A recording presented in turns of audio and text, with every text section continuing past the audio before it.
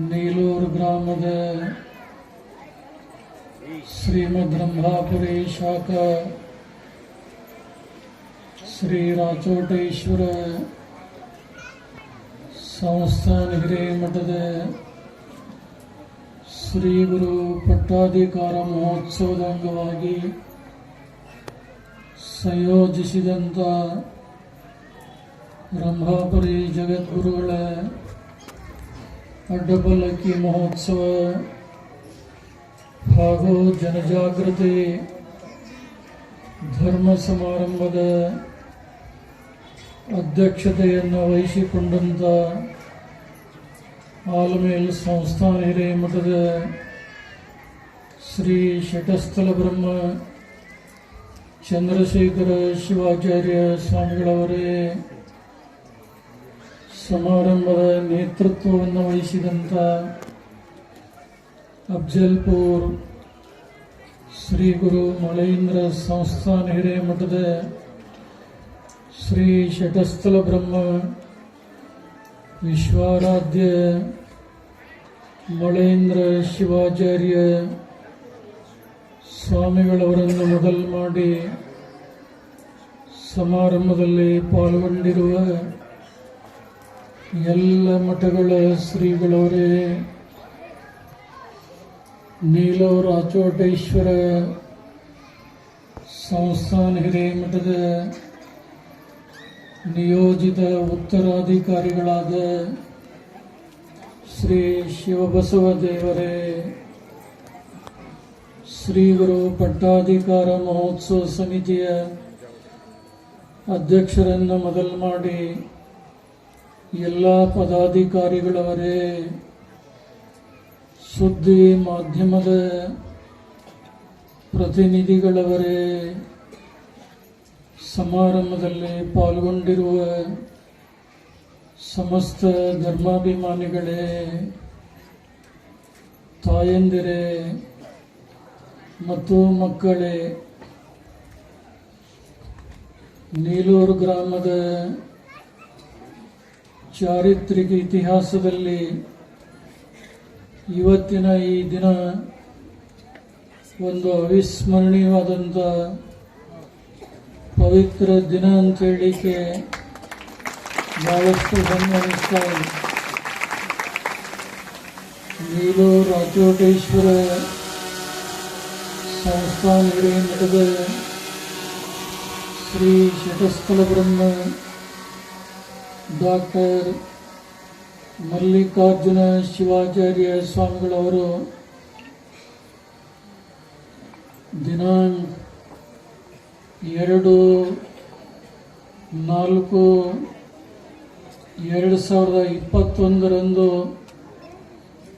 ಶಿವೈಕ್ಯರಾದಂಥ ವಿಚಾರ ತಮ್ಮೆಲ್ಲರಿಗೂ ಕೂಡ ಗೊತ್ತಿರುವಂಥದ್ದು. 5 ವರ್ಷಗಳ ನಂತರದಲ್ಲಿ ನಾಳೆ ದಿನ ಆಗಮಿಸಿದಂಥ ನಮ್ಮೆಲ್ಲ ಶ್ರೀಗಳ ಸಮಕ್ಷಮದಲ್ಲಿ ಬಂದಂಥ ಎಲ್ಲ ಭಕ್ತರ ಒಂದು ಸಹಯೋಗದಲ್ಲಿ ವಿಜಯಪುರ ಜಿಲ್ಲೆ ದೇವರ ಹಿಪ್ಪರಿಗೆಯ ಲಿಂಗೈಕ್ಯ ಮಲ್ಲಯ್ಯನವರು ತಾಯಿ ಶ್ರೀಮತಿ ಶಿವಗಂಗಮ್ಮ ಇವರ ದ್ವಿತೀಯ ಸುಪುತ್ರರಾದಂಥ ರವಿಕುಮಾರ್ ಅಥವಾ ಶಿವಬಸವ ದೇವರನ್ನೇ ಗುರು ಹಿರಿಯರು ನಿಶ್ಚಯಿಸಿ ನಾಳೆ ವೀರಶೈವ ಧರ್ಮದ ಪದ್ಧತಿ ಪ್ರಕಾರ ವಿದ್ಯುಕ್ತವಾಗಿ ಶ್ರೀ ಗುರು ಪಟ್ಟಾಧಿಕಾರ ಮಹೋತ್ಸವ ನಡೀತಾ ಇದೆ. ಶ್ರೀ ಗುರು ಪಟ್ಟಾಧಿಕಾರ ಮಹೋತ್ಸವದ ಅಂಗವಾಗಿ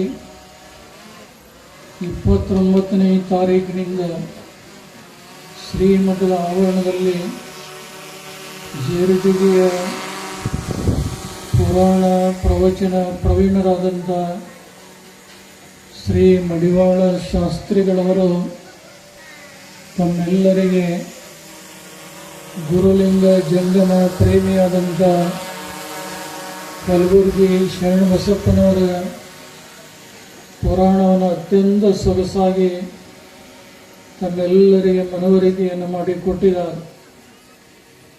ಇವತ್ತಿನ ಶುಭ ದಿನದಂದು ಗೋಧೋಳಿ ಮುಹೂರ್ತದಲ್ಲಿ ರಂಭಾಪುರಿ ಜಗದ್ಗುರುಗಳ ಸಂಭ್ರಮದ ಅಡ್ಡಪಲ್ಲಕ್ಕಿ ಮಹೋತ್ಸವ ಅತ್ಯಂತ ಭಕ್ತಿ, ಶ್ರದ್ಧೆ, ಅಭಿಮಾನದಿಂದ ತಾವೆಲ್ಲ ನೆರವೇರಿಸಿದ್ದನ್ನು ಕಂಡು ರಂಭಾಪುರಿ ಜಗದ್ಗುರುವರಿಗೆ ಹಂಡೆ ಹಾಲು ಕುಡಿದಷ್ಟು ಸಂತೋಷವನ್ನು ಉಂಟು ಮಾಡ್ತಾ ಇದೆ. ಬಹುಶಃ ಈ ಗ್ರಾಮದ ಎಲ್ಲ ಧರ್ಮಾಭಿಮಾನಿಗಳು ವೀರಶೈವ ಧರ್ಮ ಪರಂಪರೆಯಲ್ಲಿ ಮೂಲ ಪಂಚಪೀಠಗಳಲ್ಲಿ ಅಪಾರವಾದಂಥ ಶ್ರದ್ಧೆ, ಅಭಿಮಾನವನ್ನು ಇಟ್ಟಂಥವರು, ಅಷ್ಟೇ ಹಠವಾದಿಗಳು. ಬಹುಶಃ ಇವತ್ತು ಅವರೆಲ್ಲರ ಹಠ ಇವತ್ತು ಸಾಕಾರಗೊಂಡು ನಾಳೆ ದಿನ ಶ್ರೀ ಗುರು ಪಟ್ಟಾಧಿಕಾರ ಮಹೋತ್ಸವ ಜರುಗ್ತಾ ಇದೆ. ಇವತ್ತು ಶಿವಬಸವ ದೇವರು ಅವರಿಗ ನಾಳೆ ಚಿಣಮಗೇರಿ ಶ್ರೀ ಶಟಸ್ಥಲ ಬ್ರಹ್ಮ ಸಿದ್ದರಾಮ ಶಿವಾಚಾರ್ಯ ಸ್ವಾಮಿಗಳವರು ಕೃಷಿ ಕಾಯಕ ಯೋಗಿಗಳಾದಂಥ ಚಿಣಮಗೇರಿಯ ಶ್ರೀಗಳವರು ವೀರಶೈವ ಧರ್ಮದ ಪದ್ಧತಿ ಪ್ರಕಾರ ನೂತನ ಶ್ರೀಗಳವರಿಗೆ ಧಾರ್ಮಿಕ ಸಂಸ್ಕಾರ ನೀಡಿ ಶಟಸ್ಥಲ ಬ್ರಹ್ಮೋಪದೇಶವನ್ನು ಮಾಡಿ ಅವರಿಗೆ ಶುಭವನ್ನು ಹಾರೈಸ್ತಾ ಇದ್ದಾರೆ. ತದನಂತರದಲ್ಲಿ ರಂಭಾಪುರಿ ಜಗದ್ಗುರುವರು ತಮ್ಮೆಲ್ಲರ ಸಮ್ಮುಖದಲ್ಲಿ ಪಟ್ಟಾಭಿಷಿಕ್ತರಾದಂಥ ನೂತನ ಶ್ರೀಗಳವರಿಗೆ ಶ್ರೀಪೀಠ ಮತ್ತು ಈ ಮಠದ ಪರಂಪರೆಯಂತೆ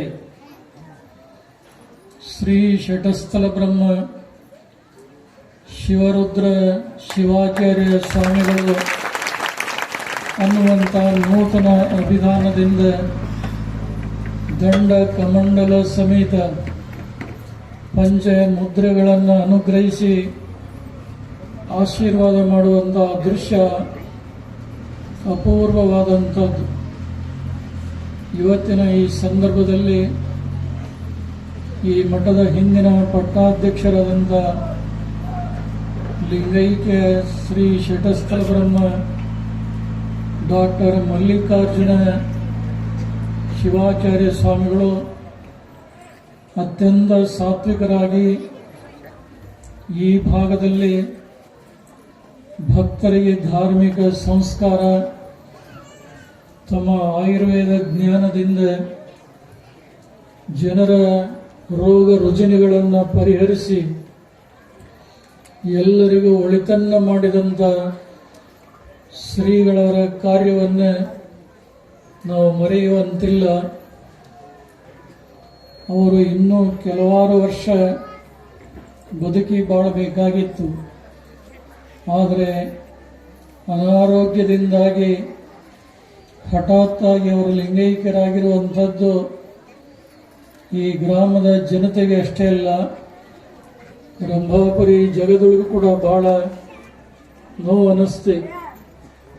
ಅವರು ಅಗಲಿದಂಥ ಸಂದರ್ಭದಲ್ಲಿ ಅಫ್ಜಲ್ಪುರ್ ಮಳೇಂದ್ರ ಸಂಸ್ಥಾನ ಹಿರೇಮಠದ ಶ್ರೀ ಶಟಸ್ಥಲ ಬ್ರಹ್ಮ ವಿಶ್ವಾರಾಧ್ಯ ಮಳೇಂದ್ರ ಶಿವಾಚಾರ್ಯ ಸ್ವಾಮಿಗಳವರು ಬಹಳ ಜೋಪಾನವಾಗಿ ಈ ಮಠದ ಅಧಿಕಾರ ಸ್ಥಾನವನ್ನು ತಮ್ಮ ಜೊತೆಗಿಟ್ಟುಕೊಂಡು ರಂಭಾಪುರಿ ಜಗದ್ಗುರುವರು ಆದೇಶ ಮಾಡಿದಂಥ ಒಟುಗಳಿಗೆ ಆ ಒಂದು ಉನ್ನತ ಅಧಿಕಾರವನ್ನು ಕೊಡುವಂಥ ಒಂದು ಭರವಸೆಯನ್ನು ತಮ್ಮೆಲ್ಲರಿಗೆ ಅಫ್ಜಲ್ಪುರ ಮಠದ ಶ್ರೀಗಳವರು ಕೊಟ್ಟಿದ್ದರು. ಅವತ್ತಿನ ಸಮಾರಂಭದಲ್ಲಿ ಆಲ್ಮೇಲ್ ಸಂಸ್ಥಾನ ಹಿರೇಮಠದ ಶ್ರೀ ಚಂದ್ರಶೇಖರ ಶಿವಾಚಾರ್ಯ ಸ್ವಾಮಿಗಳು ಸಾಕ್ಷಿಯಾಗಿದ್ದಂಥ ಅಪೂರ್ವ ಸಂದರ್ಭ. ಬಹುಶಃ ಕಾಡುವ ಶಕ್ತಿಗಿಂತ ಕಾಪಾಡುವಂಥ ಶಕ್ತಿ ಬಹಳ ದೊಡ್ಡದು. ಇವತ್ತು ಈ ಗ್ರಾಮದ ಎಲ್ಲ ಶಿಷ್ಯ ಸದ್ಭಕ್ತರ ಸದಾಶಯ ಏನಿತ್ತು, ಒಬ್ಬ ಯೋಗ್ಯ ಸಮರ್ಥ ಪೀಠ ಪರಂಪರೆಯ ಪಟ್ಟಾಧ್ಯಕ್ಷರು ಪ್ರಾಪ್ತವಾಗಬೇಕು ಅನ್ನುವಂಥ ಹೆಬ್ಬಯಕೆ ತಮ್ಮದೆಲ್ಲರದು ಆಗಿತ್ತು. ಇವತ್ತು ತಮ್ಮೆಲ್ಲರ ಆಶಯದಂತೆ ಶ್ರೀ ಶಿವಬಸವ ದೇವರು ಮಾಗಿದ ಫಲ, ಅನುಭವದ ಕಣಿ, ಸದುವಿನಯ ಸಂಪನ್ನರಾದಂಥ ಶ್ರೀಗಳವರನ್ನು ನಾಳೆ ಈ ಮಠದ ಪಟ್ಟಾಧ್ಯಕ್ಷರನ್ನಾಗಿ ಮಾಡಿ ಅವರಿಗೆ ಗುರುತ್ವಾಧಿಕಾರವನ್ನು ಅನುಗ್ರಹಿಸುವಂಥ ಅಪೂರ್ವ ಸಂದರ್ಭ. ತಾವೆಲ್ಲ ಕಣ್ತುಂಬ ನೋಡಿ ಸಂತೋಷ ಪಡುವಂಥವರಾಗಬೇಕು. ಈಗಾಗಲೇ ಮಡಿವಾಳ ಶಾಸ್ತ್ರಿಗಳು ಹೇಳಿದಂತೆ ಇಂಥ ಸಮಾರಂಭಗಳು ಯಾವಾಗ 20-30 ವರ್ಷಕ್ಕೊಂದೊಂದು ಸಲ ನಡೆಯುವಂಥ ಕಾರ್ಯಕ್ರಮ. ಅದಕ್ಕೆ ಆ ಕಾರ್ಯಕ್ರಮದಲ್ಲಿ ತಾವೆಲ್ಲರೂ ಸಕ್ರಿಯಗೊಂಡು ಆ ಪಟ್ಟಾಧಿಕಾರದ ಕಾರ್ಯಕ್ರಮವನ್ನು ಯಶಸ್ವಿಗೊಳಿಸ್ತೀರನ್ನುವಂಥ ಆತ್ಮವಿಶ್ವಾಸವನ್ನು ಈ ಸಂದರ್ಭದಲ್ಲಿ ವ್ಯಕ್ತಪಡಿಸಿ, ಬಹುಶಃ ತಮಗೆಲ್ಲ ಗೊತ್ತಿದೆ, ವೀರಶೈವ ಧರ್ಮ ಅತ್ಯಂತ ಪ್ರಾಚೀನವಾದಂಥ ಧರ್ಮ ಇದು. ಈ ಧರ್ಮದ ಪರಂಪರೆ ಬೆಳೆದುಕೊಂಡು ಬಂದಂಥ ಇತಿಹಾಸ ಸೂರ್ಯಪ್ರಕಾಶದಷ್ಟು ಸತ್ಯ ಸಂಗತಿಗಳನ್ನು ತಾವೆಲ್ಲರೂ ಕೂಡ ತಿಳಿದಂಥವರಾಗಿದ್ದೀರಿ. ಬಹುಶಃ ಶ್ರೀ ಜಗದ್ಗುರು ರಂಭಾಪುರಿ ಪೀಠಕ್ಕೆ ಸುಮಾರು 12,000 ಶಾಖಾ ಮಠಗಳದಾವೆ. ಆ 12,000 ಶಾಖಾ ಮಠಗಳಲ್ಲಿ ಅಫ್ಜಲ್ಪುರ್ ತಾಲೂಕಿನ ನೀಲೂರು ಗ್ರಾಮದಲ್ಲಿರುವಂಥ ಶ್ರೀ ರಾಜೋಟೇಶ್ವರ ಸಂಸ್ಥಾನ ಹಿರೇಮಠ ಒಂದಾಗಿದೆ ಅಂತ ಹೇಳಲಿಕ್ಕೆ ಬಹಳಷ್ಟು ಹೆಮ್ಮೆ ಅನ್ನಿಸ್ತಾ ಇದೆ. ಪೀಠ ಮಠಗಳ ಸಂಬಂಧ ಯಾವಾಗಲೂ ಶಾಶ್ವತವಾಗಿರುವಂಥದ್ದು. ಇವತ್ತು ವ್ಯಕ್ತಿಗಳು ಬದಲಾವಣೆ ಆಗಬಹುದು, ಆದರೆ ನಮ್ಮ ಭವ್ಯ ಪರಂಪರೆ ಏನಿದೆ, ಆ ಪರಂಪರೆ ತಲೆಮಾರಿನಿಂದ ತಲೆಮಾರಿಗೆ ಅದು ಮುಂದುವರೆದುಕೊಂಡು ಬರ್ತಾ ಇದೆ ಅನ್ನುವಂಥದ್ದು ತಮ್ಮೆಲ್ಲರಿಗೂ ಕೂಡ ಗೊತ್ತಿರುವಂಥ ಸಂಗತಿ. ಶ್ರೀ ಹನುಮಂತರಾಯಗೌಡ ಪಾಟೀಲರ ಮುಂದಾಳತ್ವದಲ್ಲಿ ಗ್ರಾಮದ ಎಲ್ಲ ಸದ್ಭಕ್ತರು ಒಮ್ಮನಸ್ಸಿನಿಂದ ಪೀಠದ ದರ್ಶನ ಆಶೀರ್ವಾದ ಪಡೆದು ಇವತ್ತು ನೂತನ ಶ್ರೀಗಳನ್ನು ಈ ಮಠಕ್ಕೆ ಪಡೆದುಕೊಂಡಿದ್ದಾರೆ. ಒಬ್ಬರು ತ್ಯಾಗವನ್ನು ಮಾಡಿದರೆ ಇನ್ನೊಬ್ಬರು ಈ ಮಠದ ಉಜ್ವಲ ಭವಿಷ್ಯಕ್ಕಾಗಿ ಶಿಷ್ಯ ಭಕ್ತರು ಶ್ರೀಗಳನ್ನು ಸ್ವೀಕಾರ ಮಾಡಿ ನಾವು ಈ ಮಠದ ಎಲ್ಲ ಧಾರ್ಮಿಕ ಕಾರ್ಯಗಳಿಗೆ ಬೆನ್ನೆಲುಬಿನ ಶಕ್ತಿಯಾಗಿ ನೂತನ ಶ್ರೀಗಳವರಿಗೆ ಸಹಕಾರಿಯಾಗಿ ಸೇವಾ ಮನೋಭಾವನೆಯಿಂದ ನಾವು ನಡೆದುಕೊಳ್ತಾ ಇದ್ದೇವೆ ಅನ್ನುವಂಥ ಸಂಕಲ್ಪವನ್ನು ಜಗತ್ತೊಳವರ ಸಾನ್ನಿಧ್ಯದಲ್ಲಿ ಮಾಡಿರುವಂಥದ್ದು ಅತ್ಯಂತ ಸಂತೋಷವನ್ನು ಉಂಟು ಮಾಡ್ತಾ ಇದೆ. ತಮ್ಮೆಲ್ಲರಿಗೂ ಕೂಡ ಗೊತ್ತಿದೆ, ವೀರಶೈವ ಧರ್ಮ ವೃಕ್ಷಕ್ಕೆ ಶ್ರೀ ಜಗದ್ಗುರು ರೇಣುಕಾದಿ ಪಂಚ ಆಚಾರ್ಯರು ತಾಯಿ ಬೇರು ಇದ್ದ ಹಾಗೆ ಬೇರು ಭೂಮಿಯಲ್ಲಿ ಆಳವಾಗಿ ಇರ್ತಾ ಇದೆ, ಹೊರಗೆ ಕಾಣೋದಿಲ್ಲ. ಆ ಬೇರು ಇಲ್ಲದೆ ಇದ್ರೆ ಮರ ಬಹಳ ದಿನ ಬದುಕಿ ಬಾಳೋದಿಲ್ಲ. ನಿಮಗೆಲ್ಲ ಗೊತ್ತಿದೆ. ಇವತ್ತು ವೀರಶೈವ ಧರ್ಮ ಯುಗ ಯುಗದಿಂದ ಉಳಿದು ಬೆಳೆದುಕೊಂಡು ಬಂದಿದ್ರೆ ಅದರ ಮೂಲ ತಾಯ್ಬೇರು ಪಂಚಪೀಠಗಳು ಅನ್ನುವಂಥದ್ದು ತಮ್ಮೆಲ್ಲರ ಗಮನದಲ್ಲಿ ಇರಬೇಕಾಗ್ತಾ ಇದೆ. ಈ ಪಂಚಪೀಠಗಳು ಈ ಭಾರತ ದೇಶದ ತುತ್ತ ತುದಿಯಲ್ಲಿ ಕೇದಾರ ಪೀಠ ಇದೆ, ತಮಗೆಲ್ಲ ಗೊತ್ತು. ಸ್ವಲ್ಪ ಕೆಳಗೆ ಬಂದರೆ ಉತ್ತರ ಪ್ರದೇಶದಲ್ಲಿ ಕಾಶಿ ಪೀಠ ವಿರಾಜಮಾನವಾಗಿದೆ. ಮಧ್ಯಪ್ರದೇಶದಲ್ಲಿ ಮೂಲ ಉಜ್ಜಯಿನಿ ಪೀಠ ಇರುವಂಥದ್ದು ತಮಗೆ ಗೊತ್ತಿದೆ. ಅಲ್ಲಿಯ ನೆರೆಹಾವಳಿಯ ತೊಂದರೆಯಿಂದಾಗಿ, ಪರಮತಿಯರ ತೊಂದರೆ ತಾಪತ್ರಯದಿಂದಾಗಿ ಜಗದ್ಗುರು ರೇವಣಸಿದ್ಧರ ಆದೇಶದಂತೆ ಉಜ್ಜಯಿನಿ ಅಂದಿನ ಪೀಠದ ಮರುಳ ಸಿದ್ಧರು ಹಿಂದಿನ ಬಳ್ಳಾರಿ ಜಿಲ್ಲೆ, ಇವತ್ತಿನ ವಿಜಯನಗರ ಜಿಲ್ಲೆಯ ಕೊಟ್ಟೂರು ತಾಲೂಕಿನ ಪಕ್ಕದಲ್ಲಿರುವಂತಹ ಉಜ್ಜಯಿನಿಯಲ್ಲಿ ಸದ್ಧರ್ಮ ಪೀಠವನ್ನು ಸ್ಥಾಪನೆ ಮಾಡಿದ್ದಾರೆ.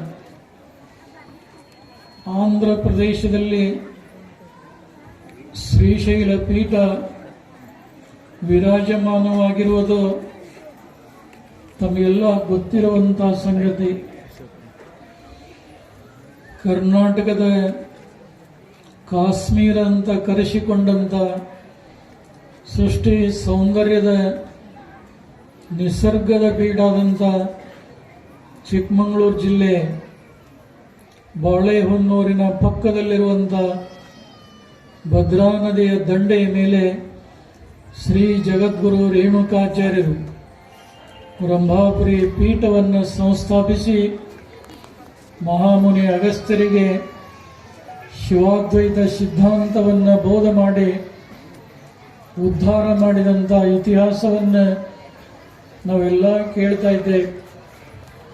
ಈ ಪಂಚಪೀಠಗಳ ಶಾಖಾ ಮಠಗಳು ಇಂಥ ಹಳ್ಳಿಯಲ್ಲಿ, ಇಂಥ ನಗರದಲ್ಲಿ ಇಲ್ಲ ಅನ್ನುವಂಥ ಮಾತೇ ಇಲ್ಲ.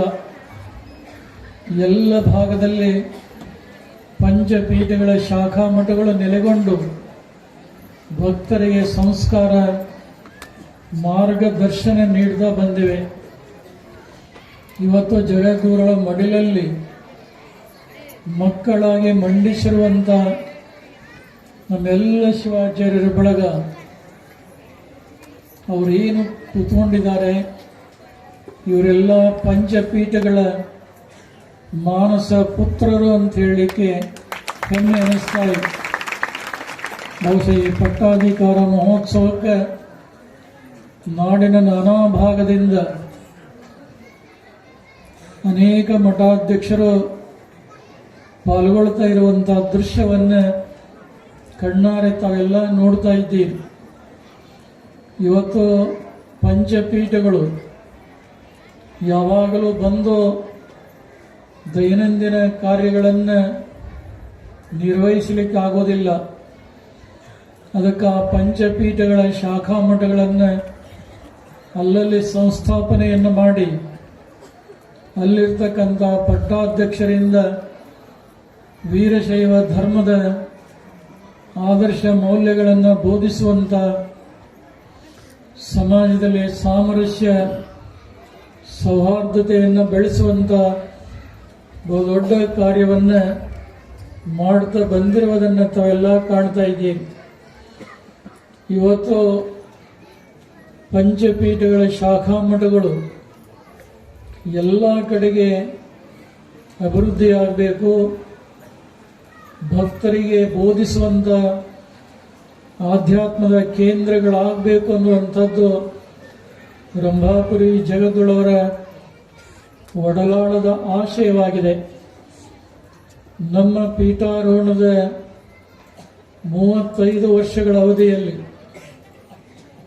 ನಾವು ಲೆಕ್ಕಾಚಾರ ಮಾಡಿದಂತೆ ಸುಮಾರು ಹೆಚ್ಚು ಕಮ್ಮಿ 100 ಮಠಗಳಿಗೆ ಮಠಾಧ್ಯಕ್ಷರನ್ನು ಒದಗಿಸಿಕೊಟ್ಟು ಅಲ್ಲಿಯ ಮಠಗಳನ್ನು ಪುನರುತ್ಥಾನಗೊಳಿಸಿದ್ದೇವೆ ಅನ್ನುವಂಥ ಒಂದು ಆತ್ಮ ಸಂತೃಪ್ತಿಯ ಮನೋಭಾವ ರಂಭಾಪುರಿ ಜಗದೊಳಗಿದೆ.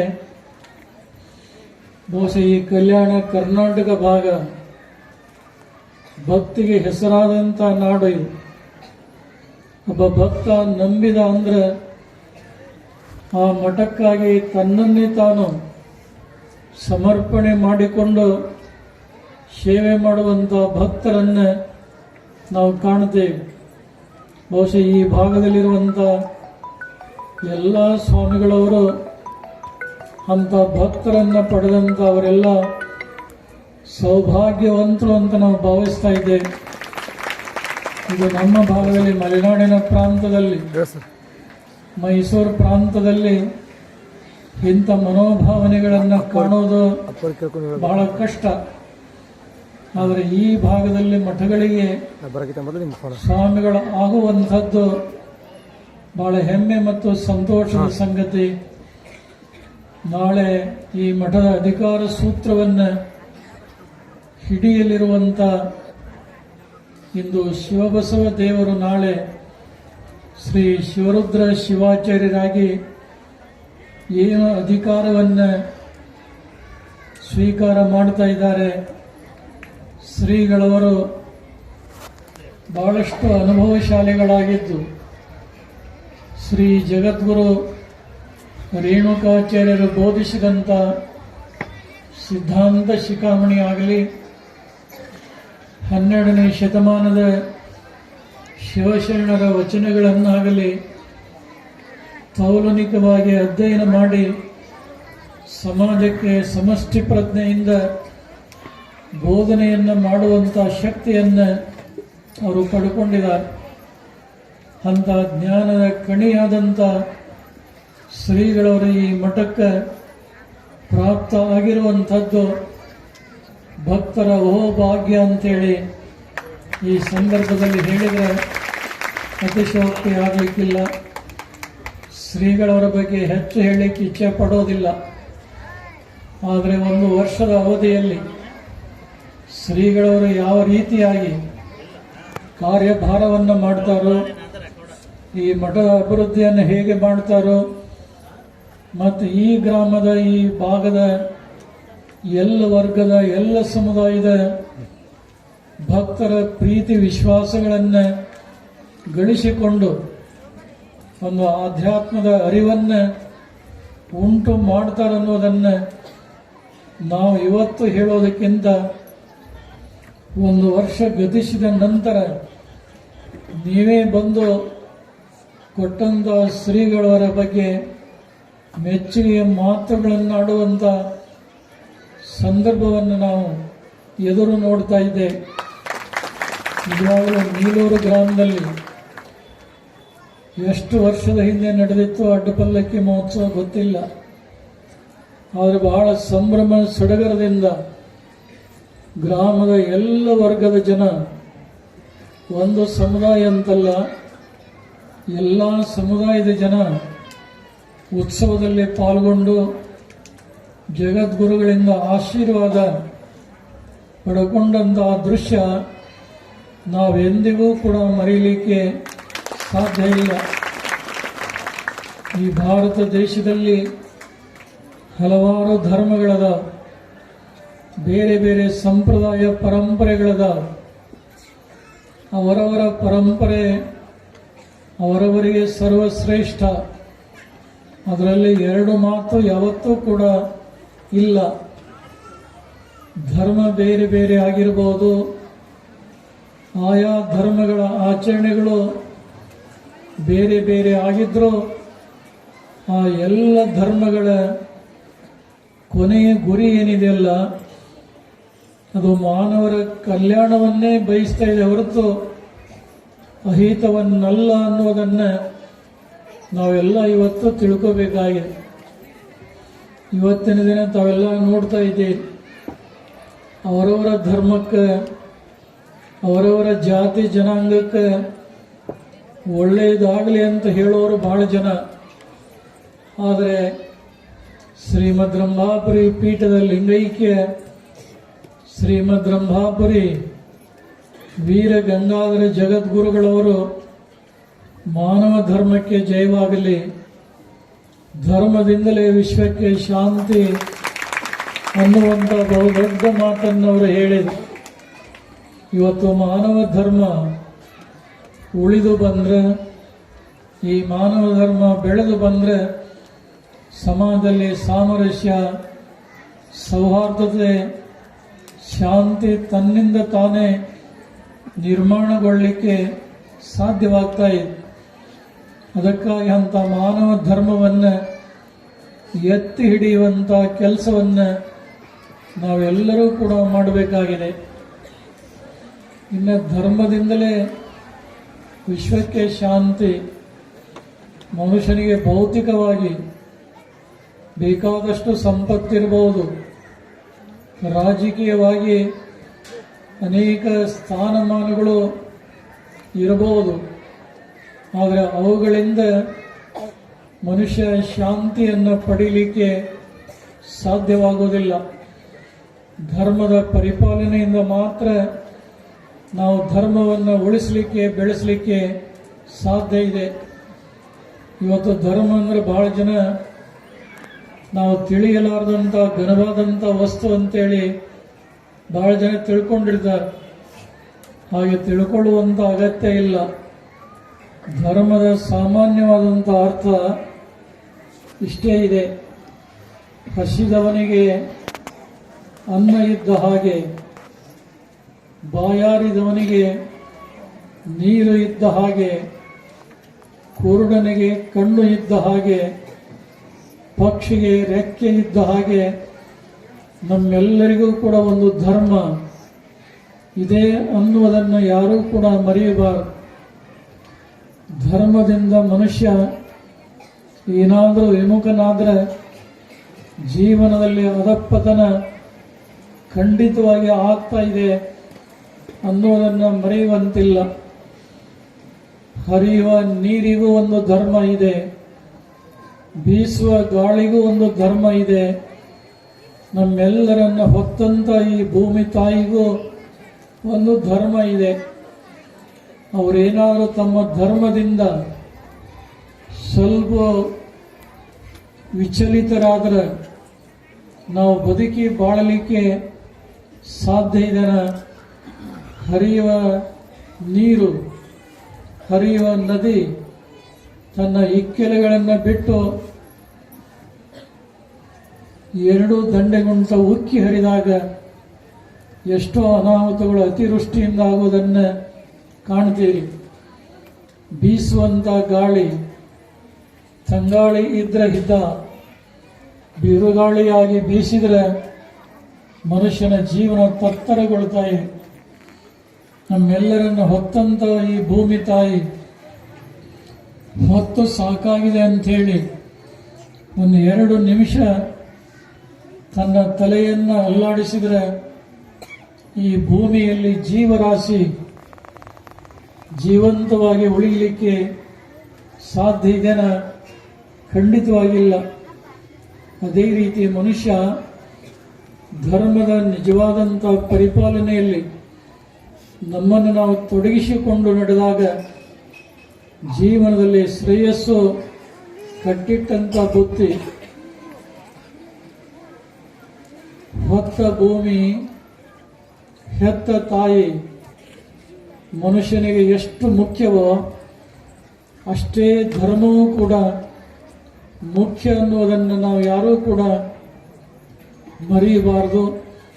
ವೀರಶೈವ ಧರ್ಮ ಇವನು ನಮ್ಮವ, ಅವನು ಬೇರೆಯವ ಅನ್ನುವಂಥ ಭಾವನೆಗಳಿಲ್ಲದೆ ಎಲ್ಲರೂ ನನ್ನವರು ಅನ್ನುವಂತಹ ಭಾವನೆಯನ್ನು ಹೊಂದಿರುವುದನ್ನು ಕಾಣ್ತೇವೆ.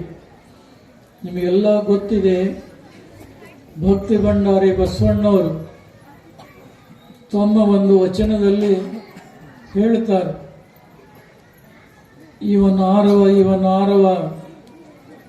ಇವನಾರವ ನೆಂದೆನಿಸದೆ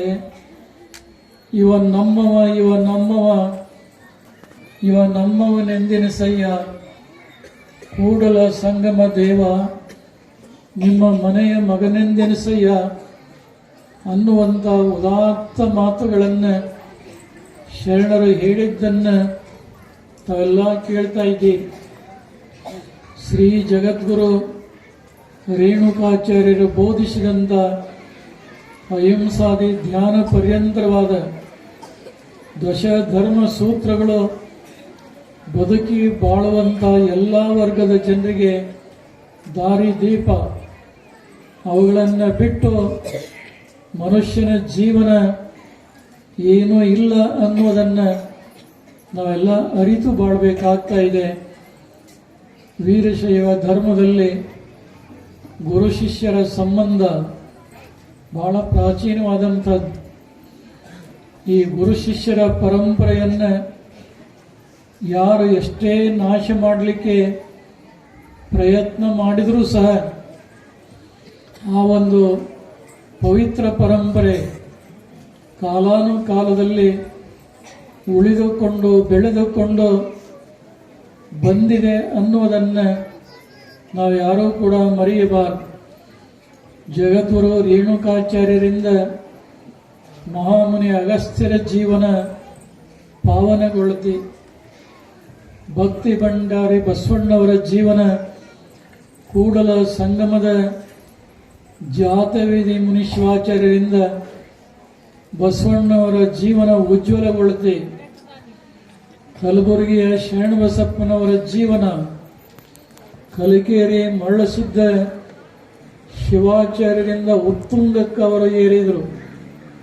ಬಹುಶಃ ಕಲಬುರಗಿ ಶರಣಬಸಪ್ಪನವರ ಪುರಾಣದಲ್ಲಿ ನಮ್ಮ ಮಡಿವಾಳ ಶಾಸ್ತ್ರಿಗಳವರು ತಮಗೆಲ್ಲ ಗುರುವಿನ ಪಾತ್ರ ಬಂದಾಗ ಈ ವಿಚಾರಗಳನ್ನು ತಮ್ಮೊಂದಿಗೆ ಅವರು ಹಂಚಿಕೊಂಡಿರಬಹುದು. ಕಡಕೋಳದ ಮಡಿವಾಳಪ್ಪನವರ ಜೀವನ ಉಜ್ವಲಗೊಳ್ಳಲಿಕ್ಕೆ ಚಿಣಮಗೇರಿಯ ಮಹಾಂತಲಿಂಗ ಶಿವಾಚಾರ್ಯರು ಕಾರಣರು ಅನ್ನುವುದನ್ನು ಮರೆಯುವಂತಿಲ್ಲ. ವೈರಾಗ್ಯ ನಿಧಿಯಾದಂಥ ಅಕ್ಕ ಮಾದೇವಿ ಉಡುತಡೆಯ ಗುರುಲಿಂಗ ಶಿವಾಚಾರ್ಯರಿಂದ ಅವಳ ಜೀವನ ಉಜ್ವಲಗೊಂಡಂಥ ಇತಿಹಾಸ ಕಾಣುತ್ತೇವೆ. ಅದ್ವೈತ ಸಾಮ್ರಾಟರಾದಂಥ ಸಿದ್ಧಾರೂಢರು ದೇವರ ಭೂಪುರದ ಗಜದಂಡ ಶಿವಾಚಾರ್ಯರಿಂದ ಅವರು ಆಧ್ಯಾತ್ಮದ ಲೋಕದಲ್ಲಿ ಧ್ರುವತಾರೆಯಾಗಿ ಕಂಗೊಳಿಸಿದ್ದನ್ನು ಕಾಣ್ತೇವೆ. ಬಸವಣ್ಣನವರಿಗಿಂತ ಪೂರ್ವದ ವಚನಕಾರ ದೇವರ ದಾಸಿಮಾರ್ಯರು ಶ್ರೀಶೈಲ ಪೀಠದ ಚಂದ್ರಗೊಂಡ ಶಿವಾಚಾರ್ಯರಿಂದ ಆಶೀರ್ವಾದ ಪಡೆದು ಪ್ರಖ್ಯಾತಿ ಪಡೆದಂಥ ಇತಿಹಾಸ ಇದೆ. ಈ ಎಲ್ಲ ಇತಿಹಾಸಗಳನ್ನು ಅವಲೋಕನ ಮಾಡಿ ನೋಡಿದಾಗ ಇವರೆಲ್ಲರೂ ಕೂಡ ಮೂಲ ಪಂಚಪೀಠಗಳ ಪರಮಾಚಾರ್ಯರು ಕೆಲವರಿದ್ದಾರೆ. ಈ ಪಂಚ ಮಹಾಪೀಠಗಳ ಶಾಖಾ ಮಠಗಳ ಪಟ್ಟಾಧ್ಯಕ್ಷರಿಂದ ಆ ಎಲ್ಲ ಮಹಾತ್ಮರ ಜೀವನ ಉಜ್ವಲಗೊಂಡಂಥ ಇತಿಹಾಸ ನಮ್ಮೆಲ್ಲರ ಕಣ್ಮುಂದಿದೆ. ಹೀಗಾಗಿ ಆ ಗುರು ಶಿಷ್ಯರ ಪರಂಪರೆ ಯಾರು ಎಷ್ಟೇ ನಾಶ ಮಾಡಲಿಕ್ಕೆ ಪ್ರಯತ್ನ ಮಾಡಿದರೂ ಅದು ಯಾವತ್ತೂ ಕೂಡ ನಾಶವಾಗೋದಿಲ್ಲ. ಅದು ಬೆಳೆದು ಬಲಗೊಂಡು ಸಮಾಜದ ಸ್ವಾಸ್ಥ್ಯವನ್ನು, ಆಧ್ಯಾತ್ಮದ ಅರಿವನ್ನು ಉಂಟು ಮಾಡುವಂಥ ಕೆಲಸ ಮಾಡ್ತಾ ಇದೆ ಅನ್ನುವಂಥ ಮಾತನ್ನು ಈ ಸಂದರ್ಭದಲ್ಲಿ ಪ್ರಸ್ತಾಪಿಸಿ, ನೀಲೂರು ರಾಚೋಟೇಶ್ವರ ಹಿರೇಮಠ ಆದರ್ಶ ಗುರು ಪರಂಪರೆಯನ್ನು ಹೊಂದಿ ಸಮಾಜಮುಖಿಯಾಗಿ ಧರ್ಮಮುಖಿಯಾಗಿ ಹಿಂದಿನ ಎಲ್ಲ ಪಟ್ಟಾಧ್ಯಕ್ಷರು ಮಠದ ಅಭಿವೃದ್ಧಿಗಾಗಿ ಶ್ರಮ ಪಟ್ಟಿದ್ದಾರೆ.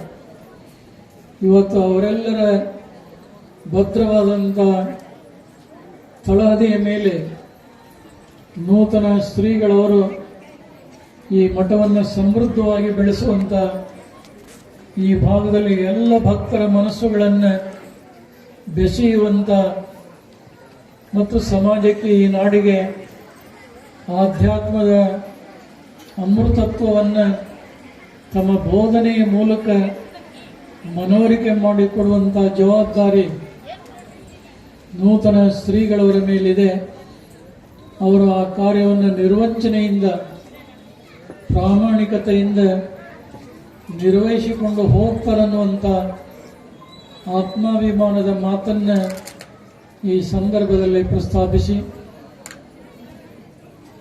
ನಮ್ಮ ಆಲಮೇಲ ಸಂಸ್ಥಾನ ಹಿರೇಮಠದ ಚಂದ್ರಶೇಖರ ಶಿವಾಚಾರ್ಯ ಸ್ವಾಮಿಗಳಾಗಲಿ, ಅಫ್ಜಲ್ಪುರ್ ಸಂಸ್ಥಾನ ಹಿರೇಮಠದ ಶ್ರೀ ವಿಶ್ವಾರಾಧ್ಯ ಮಳೇಂದ್ರ ಶಿವಾಚಾರ್ಯರಾಗಲಿ, ಮತ್ತು ಈ ಸಮಾರಂಭದಲ್ಲಿ ಪಾಲ್ಗೊಂಡಂಥ ನಮ್ಮೆಲ್ಲ ಶ್ರೀಗಳಾಗಲಿ, ನೀಲು ರಾಚೋಟೇಶ್ವರ ಹಿರೇಮಠದ ನೂತನ ಶ್ರೀಗಳವರನ್ನು ತಮ್ಮ ಜೊತೆಗೂಡಿ ಸಮಾಜದ ಎಲ್ಲ ಕಾರ್ಯಗಳಲ್ಲಿ ಅವರನ್ನು ಕ್ರಿಯಾಶೀಲರನ್ನಾಗಿ ಮಾಡುವಂಥ, ಈ ಮಠದ ಅಭಿವೃದ್ಧಿಗೆ ಒಂದು ಚೈತನ್ಯದ ಶಕ್ತಿಯನ್ನು ಕೊಡುವಂಥ ಒಂದು ಮಾರ್ಗದರ್ಶಕರಾಗಿ ಅವರೆಲ್ಲರೂ ಕೂಡ ಇರ್ತಾರೆ ಅನ್ನುವಂಥ ಒಂದು ಅಭಿಮಾನದ ಮಾತನ್ನು ಕೂಡ ಈ ಸಂದರ್ಭದಲ್ಲಿ ಪ್ರಸ್ತಾಪಿಸಿ, 5 ವರ್ಷಗಳ ಕಾಲ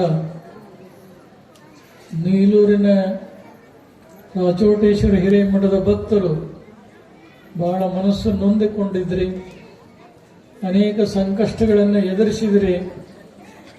ಆದರೂ ಕೊನೆಗೆ ನಿಜವಾದಂಥ ಫಲಪ್ರಾಪ್ತಿ ಇವತ್ತು ತಮಗೇನು ಆಗಿದೆ, ತಾವು ಮಾಡಿದಂಥ ಸೇವೆ ಈ ಗ್ರಾಮಕ್ಕಷ್ಟೇ ಅಲ್ಲ, ರಂಭಾಪುರಿ ಪೀಠದ ಇತಿಹಾಸದಲ್ಲಿ ಅವಿಸ್ಮರಣೀಯವಾಗಿ ಉಳಿಯುವಂಥ ಒಂದು ಬಹುದೊಡ್ಡ ಕಾರ್ಯ ಅನ್ನುವಂಥ ಮಾತನ್ನು ಪ್ರಸ್ತಾಪಿಸಿ, ಹೇಳುವಂಥ ವಿಚಾರಗಳು ಇನ್ನೂ ಬೇಕಾದಷ್ಟಿದ್ರೂ ಕೂಡ ಜಗಗಳು ನಿರಂತರವಾಗಿ ಧರ್ಮ ಪ್ರಸಾರದಲ್ಲಿ ತೊಡಗಿಸಿಕೊಂಡು ಸಂಚಾರ ಮಾಡ್ತಾ ಇರೋದ್ರಿಂದ ದೈಹಿಕವಾಗಿ ಮತ್ತು ಮಾನಸಿಕವಾಗಿ ಬಹಳಷ್ಟು ತೊಂದರೆ ತಾಪತ್ರೆ ಅನಿಸಿದರೂ ಕೂಡ ತಮ್ಮೆಲ್ಲರ ಭಕ್ತಿಯ ಶಕ್ತಿಯ ಮುಂದೆ ಆ ಎಲ್ಲ ಆಯಾಸ ದೂರವಾಗಿ ಅತ್ಯಂತ ಸಂತೋಷದಿಂದ ಇವತ್ತು ಈ ಸಮಾರಂಭದಲ್ಲಿ ಪಾಲ್ಗೊಂಡು ತಮ್ಮೆಲ್ಲರಿಗೆ ಆಶೀರ್ವಾದ ಮಾಡಿದ್ದೇವೆ. ನಾಳೆ ಮಡಿವಾಳ ಶಾಸ್ತ್ರಿಗಳು ಹೇಳಿದಂತೆ ಪ್ರಾತಃ ಕಾಲದಲ್ಲಿ ನಿಗದಿಪಡಿಸಿದಂಥ ಸಂದರ್ಭದಲ್ಲಿ ವಿದ್ಯುಕ್ತವಾಗಿ ಪಟ್ಟಾಧಿಕಾರ ಮಹೋತ್ಸವ ನಡೀತಾ ಇದೆ.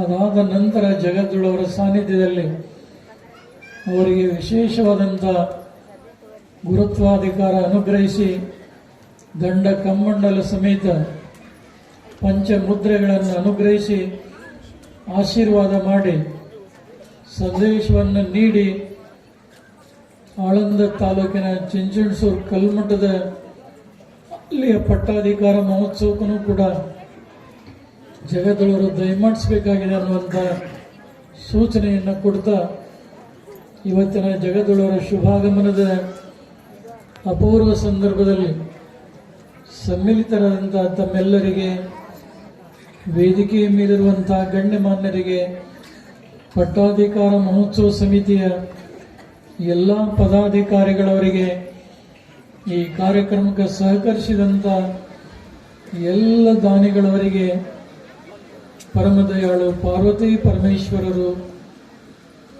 ಜಗದಾದಿ ಜಗದ್ಗುರು ರೇಣುಕಾದಿ ಪಂಚಾಚಾರ್ಯರು, ಕ್ಷೇತ್ರನಾಥ ವೀರಭದ್ರ ಸ್ವಾಮಿ, ನೀಲು ರಾಚೋಟೇಶ್ವರ ಹಿರೇಮಠದ ಕರ್ತೃ